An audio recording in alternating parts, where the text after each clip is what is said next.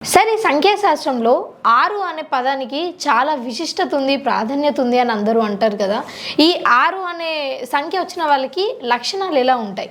వారికి కలిసి వస్తుందా లేకపోతే ఎలా ఉంటుంది? మంచి క్వశ్చన్ అండి. మనం ఇంతకు పూర్వం ఒక ఎపిసోడ్ కూడా చెప్పుకున్నాం, దీని గురించి మోస్ట్లీ ఫోకస్ చేస్తాం, ఎందుకంటే ఇది కరెంట్ టాపిక్లో ఉంది ఇప్పుడు ప్రెజెంట్గా.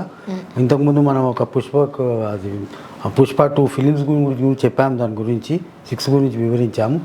అట్లాగే మన బిజినెస్ గురించి కూడా మాట్లాడుకున్నాము.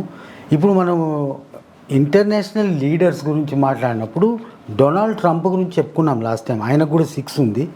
అయితే మన డొనాల్డ్ ట్రంప్ అమెరికాకు అధ్యక్షుడు బాగానే ఉంది. ఆయనకు పోటీ ఎవరండి అమెరికాకి? రష్యా అండి. ఎప్పుడైనా రష్యాకు ఎవరండి ఇప్పుడు హెడ్? రష్యాకి ప్రెసిడెంట్ వాళ్ళంతా కార్పొరేషన్ అంతా హెడ్ వ్లాడిమిర్ పుటిన్. ఆయన పేరు పుటిన్, మీరు విని ఉండవచ్చు. ఆ పుటిన్ కూడా 6 నెంబర్ ఎవడండి. ఆ పుటిన్కు కూడా 666 ఉంది ఈయనకున్నట్లు. అందుకే వాళ్ళకి ఈక్వల్గా ఉంటారు. 2 ఏనుగులు కలిస్తే అంటారు చూడండి, అట్లా వాళ్ళిద్దరూ మనల్ని ప్రపంచాన్ని అంతా రూల్ చేస్తున్నారు. వైబ్రేషన్స్ బాగున్నాయి, అందుకే వాళ్ళందరూ ఈక్వేషన్స్ బాగుంటాయి. వాళ్ళు ఎప్పుడు గొడవలు పడరు. డిఫరెన్సెస్ రావచ్చు కానీ ఒకటి మీద ఇప్పుడు యుఎస్లో లాస్ట్ టైం బైడెన్ గడబడి చేసినాడు కానీ ఇప్పుడు కావట్లేదు అట్లాగా. అట్లాగే ప్రెజెంట్లీ చైనా కూడా ఉందండి. ఈ చైనా కూడా త్రికోణంలో ఉన్నారు ఇండియాతోటి. ఇండియా, చైనా, రష్యా, అమెరికానే ఇవాళ రేపు ఉండే మెయిన్ క్యారెక్టర్స్ వీళ్ళే. అయితే చైనాకు కూడా టోటల్స్ న్యూమరాలజికల్ వాళ్ళ కంట్రీ న్యూమరాలజీ 15 వస్తుందండి. అందుకే రష్యా మన అమెరికా అధ్యక్షుడు ఎప్పుడు కూడా చైనాతోటి వాళ్ళకి ట్రేడ్ బ్యాలెన్స్, వాళ్ళ బిజినెస్ గురించి వాళ్ళు మాట్లాడుతుంటారు. ఎన్నో బిలియన్స్ ఆఫ్ డాలర్స్ ఇవాళ న్యూస్లో ఉన్నారు వాళ్ళు దాని గురించి. అమెరికాని ఈక్వల్గా టర్మ్స్లో నెగెటివ్ వాడంటే చైనా, అదే రకంగా పుటిన్.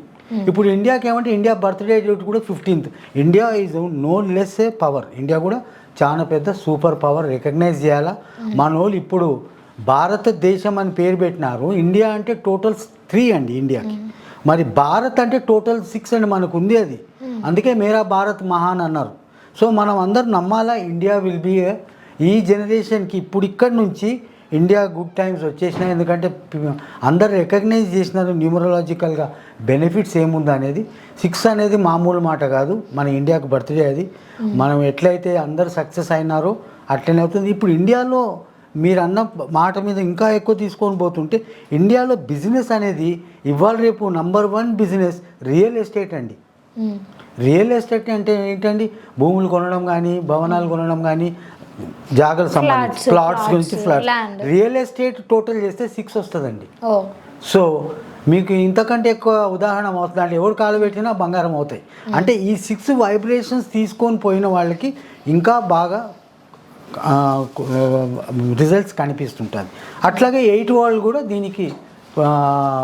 దీంట్లో ఆపరేషన్స్కి వాళ్ళు తోడ్పడినట్లయితే వాళ్ళకి బెనిఫిట్ ఈచ్ ఇండివిజువల్కి ఉంటుందండి. ఒక్కొక్క వైబ్రేషన్స్ ఒక్కొక్క దాంట్లో ఒక్కొక్క డిపార్ట్మెంట్లో కూడా ఉంటుంది.